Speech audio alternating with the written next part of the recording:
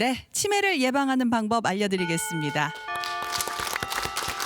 고려대학교 의과대학 구로병원 신경과의 강성훈 교수님께서 치매 예방법 알려주시겠습니다. 앞서 장민욱 선생님께서 치매에 대해서 자세히 설명해 주셨는데요. 네. 60세 이상 어르신들이 가장 피하고 싶어하는 병이 치매라고 합니다. 맞죠. 그렇다면 치매가 오기 전에 예방을 하는 것이 가장 좋은 방법일 텐데요. 치매를 예방하기 위해서는 일단 치매를 일으키는 위험 요인인지 무엇인지 아는 것이 가장 중요하겠습니다. 네. 그래서 오늘은 치매 위험 요인에 대해서 살펴보고 실천 가능한 예방법까지 자세히 알려드리도록 하겠습니다. 네, 좋습니다. 2024년 세계적인 의학 학술지인 란셋에서 치매 발생과 관련된 연구 결과를 정리해서 보고서를 발표했는데요. 치매를 유발하는 위험 인자들을 제시하였고요. 우리가 생활 습관을 바꾸거나 치료를 통해서 이런 위험 요인을 줄이면 치매를 예방할 수 있다고 이렇게 하였습니다. 어떤 요인이 있는지 한번 화면으로 보실까요? 네. 원래는 연령대별로 초년기, 중년기, 노년기별로 이렇게 위험 요인이 나눠져 있는데 다르군요. 오늘은 중년기와 노년기의 중요한 것 위주로 이렇게 말씀드리도록 하겠습니다. 네, 네. 보시다시피 이제 중년기의 치매 위험 인자가 상당히 많은 것을 보실 수 그러네요. 있는데요. 훨씬 많네요. 즉 중년기를 어떻게 보냈느냐에 따라서 노년기의 치매 발생의 위험도가 달라진다라고 보시면 그러니까 되겠습니다. 젊을 때 잘 관리해야 나이 들어서 치매를 예방할 수 있다는 거네요. 네, 맞습니다. 첫 번째는 청력 손실입니다. 네. 청력 손실이 있는 사람은 청력이 정상인 사람에 비해서 치매에 걸릴 위험이 40%나 증가한다고 하는데요. 중년기에 청력 관리를 잘하면 반대로 치매 발생을 7% 정도 예방하거나 지연시킬 수 있습니다. 청력은 의외네요. 근데 청력이 나빠지면 왜 치매에 걸릴 수 있는 확률이 높아지는 거예요?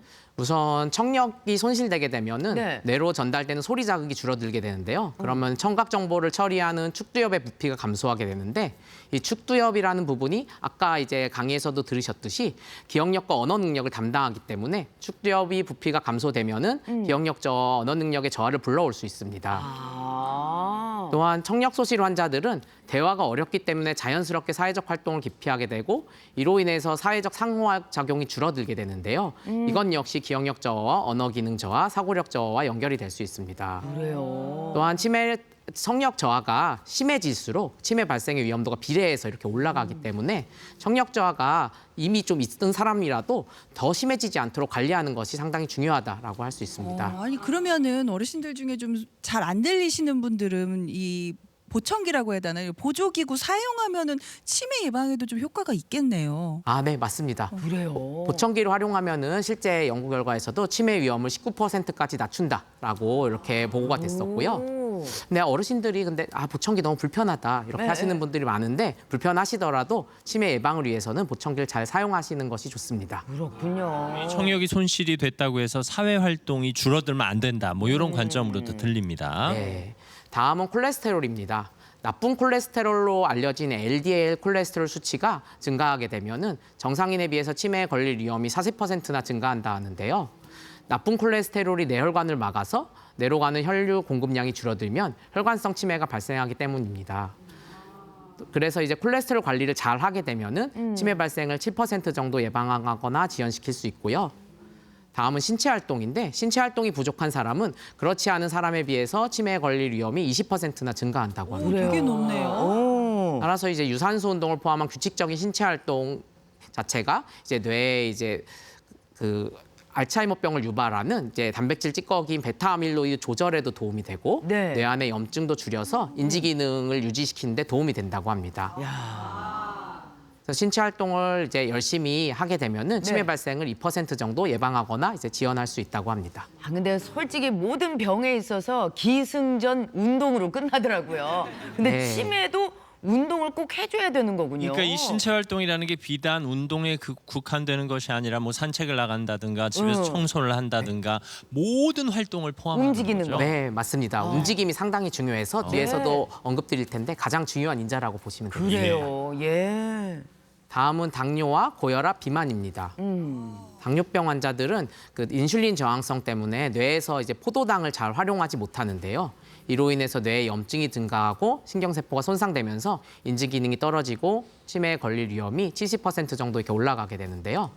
또한 이제 고혈압이 있어도 치매에 걸릴 수 있는데 뇌혈관이 손상되면서 뇌혈류량이 줄어들고 이로 인해서 뇌 손상이 발생을 해서 치매에 걸릴 위험이 30% 정도 이제 높아지게 됩니다. 그렇군요. 또한 이제 앞서 이제 다이어트 얘기가 잠시 나왔었는데 중년기 비만, 중년기에 이제 비만이 있었던 경우는 그렇지 않은 사람에 비해서 치매 발생 위험이 30% 정도 올라가기 때문에 체중 감소가 필요합니다. 하지만 이제 노년기에는 좀 상황이 다른데요. 65세 이상 노년기에는 오히려 저체중이나 체중 감소가 있는 사람들이 그렇지 않은 사람들보다 치매 위험이 높아지게 됩니다. 아니 그래요? 나이가 들면은 반대네요. 줄면 안 된다는 거죠? 네, 맞습니다. 왜 그런 거예요? 그래서 나이가 들수록 이제 근육량이 감소하고 체중이 줄게 되면 영양이 부족해져서 뇌로 가는 에너지 공급이 줄어들고 이로 인해서 치매 위험이 높아질 수 있고요.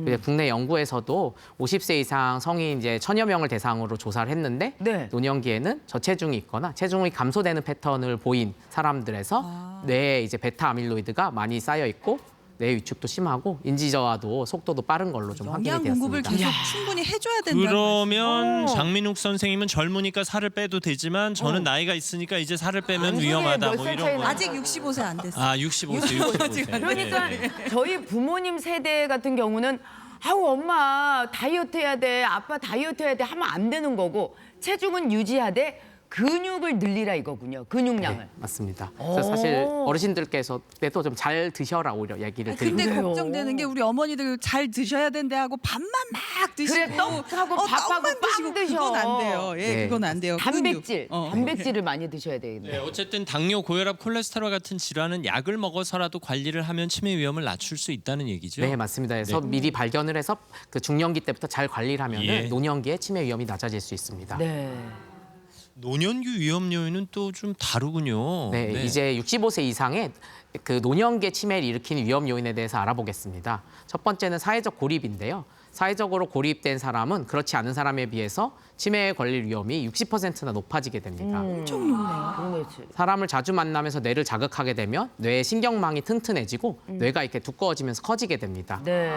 즉 질병을 일으키는 변화가 뇌에 생겼을 때 인지 능력을 지키는 힘이 강해진다라고 볼 수 있는데요. 그래요. 예를 들어서 이제 101세에 치매 증상 없이 살았던 메리 수녀가 돌아가신 이후에 부검을 했는데 예상과 다르게 뇌의 알츠하이머병을 일으키는 단백질인 베타 아밀로이드가 많이 쌓여 있었습니다. 그래요? 하지만 베타 아밀로이드가 쌓여 있었음에도 불구하고 평소에 이제 사람들과 많이 어울리고 자주 머리를 썼었던 그녀의 생활 습관이 그 뇌 손상이 있었음에도 치매 증상이 발생하지 않도록 그 지켰다, 인지 능력을 잘 유지시켰다 이렇게 보시면 되겠습니다. 생활 습관이 원인 요인을 이긴 거네요. 네, 그렇게 보시면 되겠습니다. 이야, 알츠하이머가 대단하다. 있더라도 치매 증상을 발병이 안 됐다. 이거. 네. 이거 아주 중요한 얘기네요. 진짜.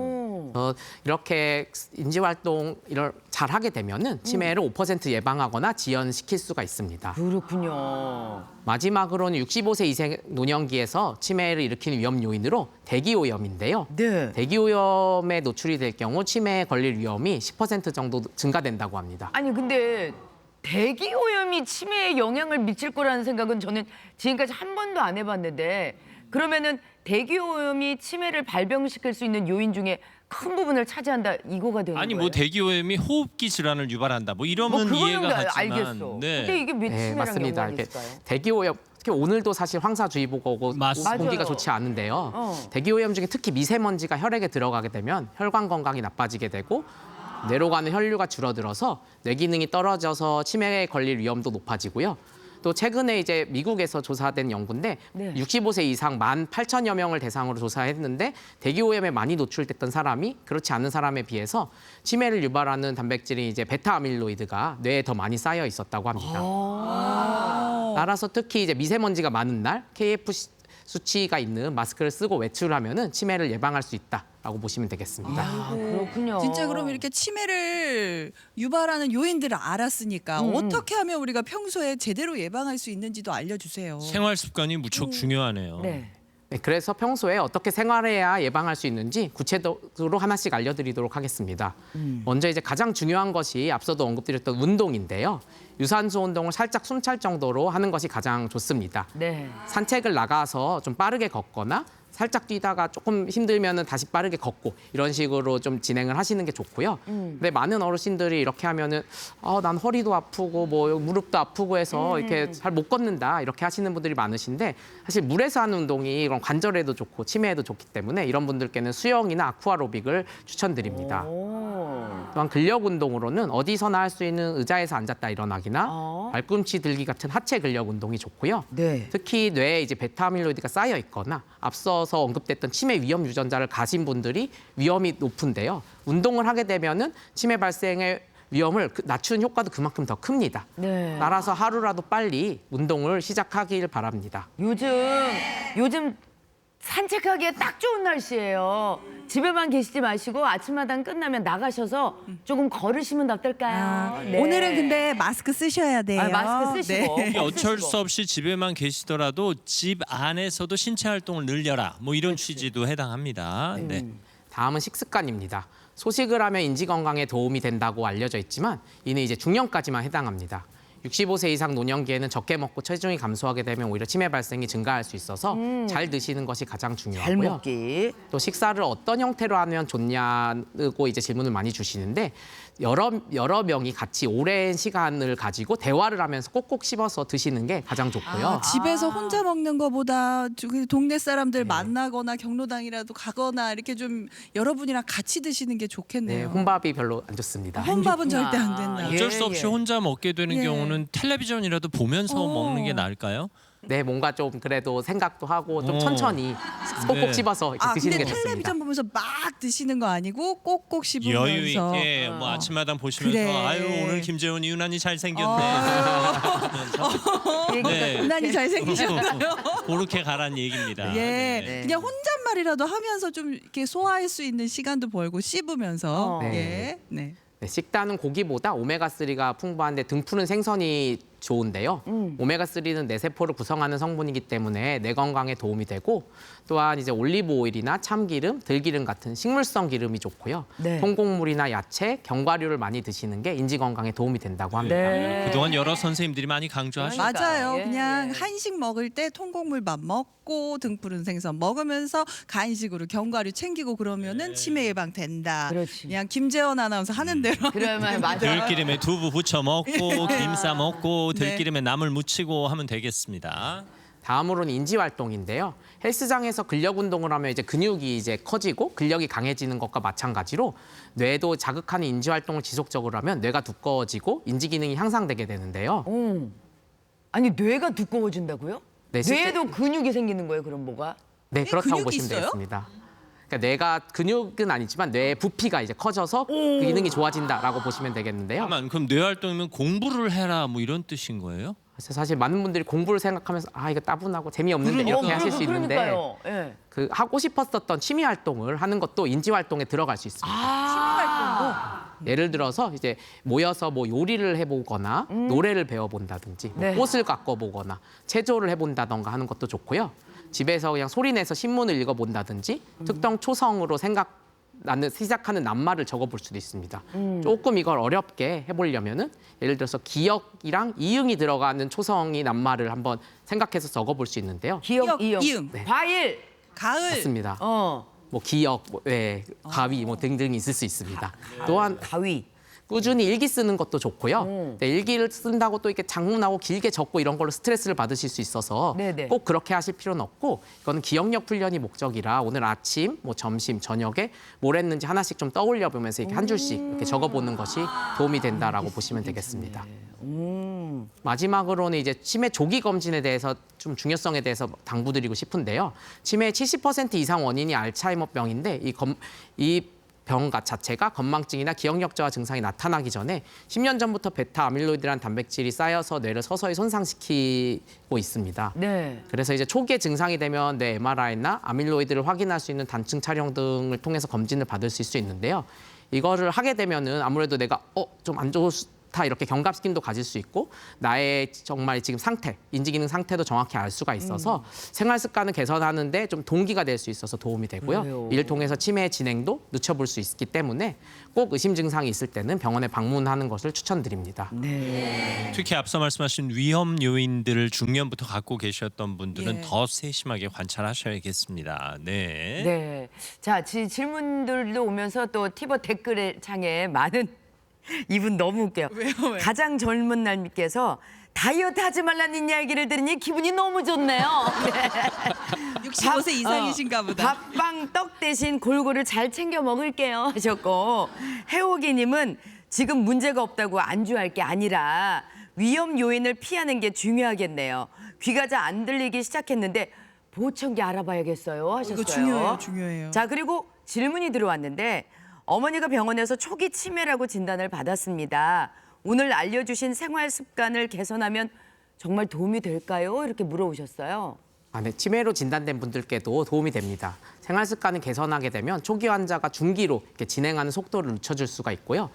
실제 진료를 볼 때 환자분들께 제일 많이 하는 얘기가 매일 유산소 운동을 꾸준히 해보라는 말을 제일 많이 하고 있는 것 같고요. 그러시구나. 또한 이제 환자 상황에 따라 복지관, 치매 안심센터나 주간보호센터 등에 가서 나가서 인지 활동 같은 걸 해보라고 권고하고 있고 실제 집에만 있던 분들이 좀 이렇게 해서 활동을 하기 시작하는 분들이 있는데 그런 경우 증상이 호전되는 것을 좀 흔하게 볼 수 있고요. 네. 반대로 이제 코로나 시기, 2020년에 사회적 격리로 인해서 어르신들이 밖에도 못 나가서 인지 활동이나 운동이 많이 줄었는데 네네. 이 당시 많은 치매 환자나 보호자분들이 와서 증상이 나빠졌다 이렇게 얘기를 하곤 하셨습니다. 확실히 그렇고. 고립이 정말 위험한 거네요. 그리고 앞서 말씀하신 대로 증상이 시작된 다음에 관리하는 것보다 저희 나이 때, 그러니까 중년기 때 아까 그 위험 요인들을 줄이면서 인지 활동을 늘리는 관리를 하라는 게 오늘 수업의 주 목적 같이 들리네요. 맞습니다. 증상이 없을 때 미리미리 예방을 해야지 더 좋다. 이런 거가 핵심이라고 그럼 보시면 되겠습니다. 꼬박꼬박 운동하고 식단 잘 챙겨 먹고 인지 활동 좋아하는 거 사람들 모여서 맞아요. 취미 만나고. 활동하고 뭐 하다못해 외국어 공부라도 단어라도 좀 외워보고 이런 게 도움이 된다는 말씀이신 거죠? 네, 맞습니다. 네. 아울러 어르신들 가운데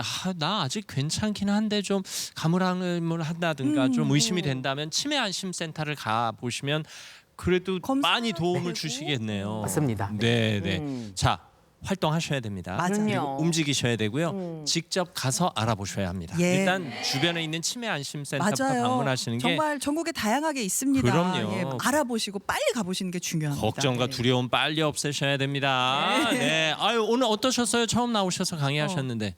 네. 오늘 이렇게 많은 분들 앞에서 그래도 유익한 정보를 줄 수 있는 기회를 주셔서 감사드립니다. 저희가 감사하죠. 잘하셨습니다. 감사합니다.